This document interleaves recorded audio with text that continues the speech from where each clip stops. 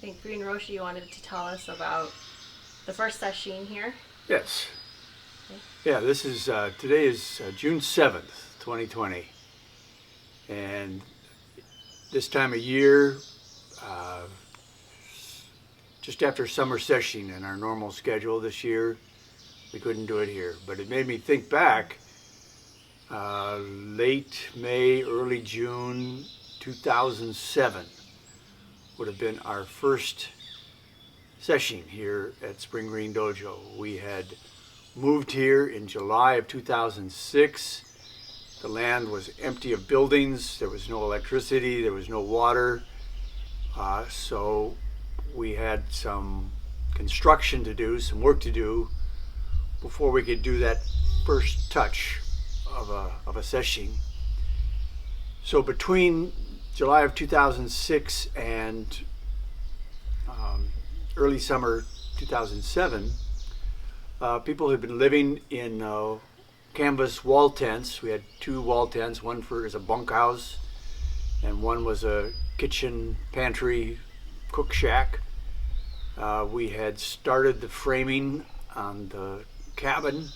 We had a mild spring, so they were able to get the framing up in March and start fleshing that out, but it was not yet usable as a building.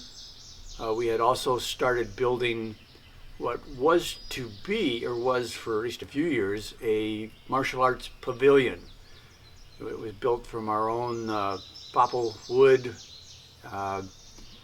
It was a big open platform down in the lower meadow.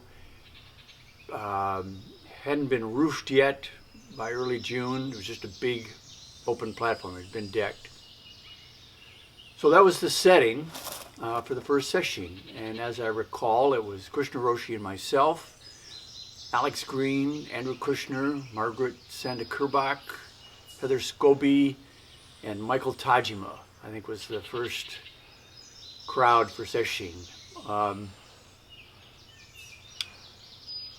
Not sure where people slept, probably most of them in the bunk tent. There was no outhouse yet. It was a nice pit in the woods with a rope around a tree to hang on to when you needed that kind of support. We started, as we always do, on a Monday evening. And as I think about that Monday afternoon as we were getting ready, I remember standing in the driveway, very ominous looking sky. A neighbor comes driving in and says, "Had you heard that there's tornado warnings for the area?" And no, I had not. I had not been in the area long enough to recognize that was a tornado sky we were looking at. So we discussed the culvert under the new driveway where we could hide if we needed to, given a tornado. Felt that might be safe for a while. And away we started. Most of our training was outdoors on the platform. I remember sitting there in a morning sit, and up the driveway comes the drill rig for the well. We didn't have a well yet, but we had wanted one. That's why we had built the road with the culvert, and so it was something we wanted. We wanted water so we could take a bath.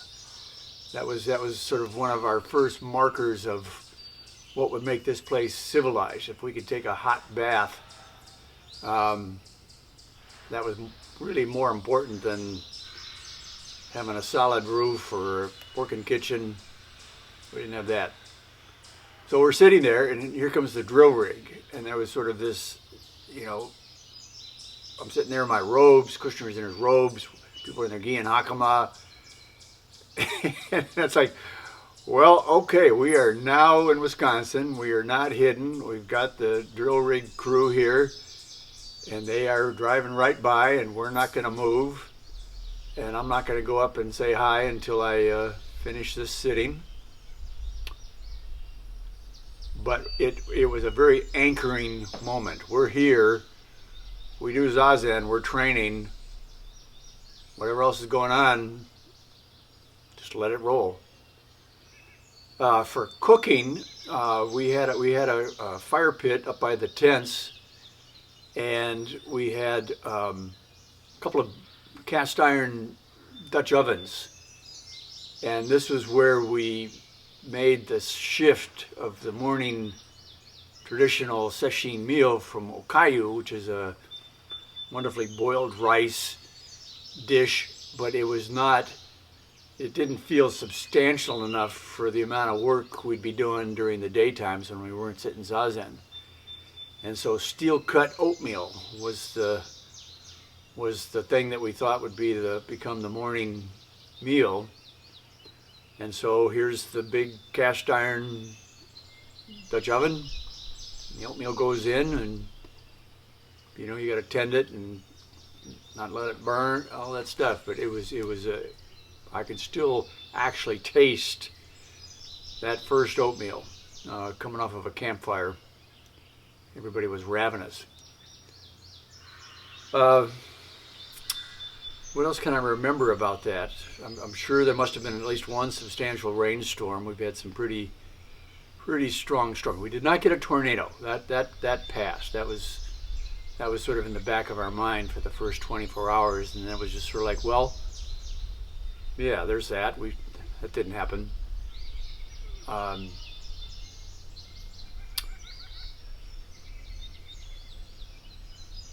We actually went a full 6 days. We did the full thing.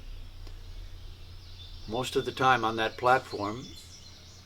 I'm guessing we actually did shodo. I think Kushner had the material from Madison that he brought out. We just spread out tarps and newspaper. We didn't have any rice paper yet, but we did shodo on the newspaper, as we would traditionally do. We had a generator, but it made a noise, so we tried to not use more electricity, but we didn't have to. We had kerosene lamps, and so that was probably the lighting that we used at night. That was the first of, I think to date we've done at least 40 sesshin here. I've lost count. And with every one, there's been a few more amenities. People are better protected from the mosquitoes than they once were. Raccoons are no longer a problem because we know how to take care of food and keep the raccoons away. There is electricity. There is the ofuro up in the woods. Pump works, beautiful water. But I think all of us are close enough to those early days. That's still the essential flavor of Sesshin here, and that has not been civilized. I don't think it ever will be. Yeah, there you go. First Sesshin. Thank you. Yeah.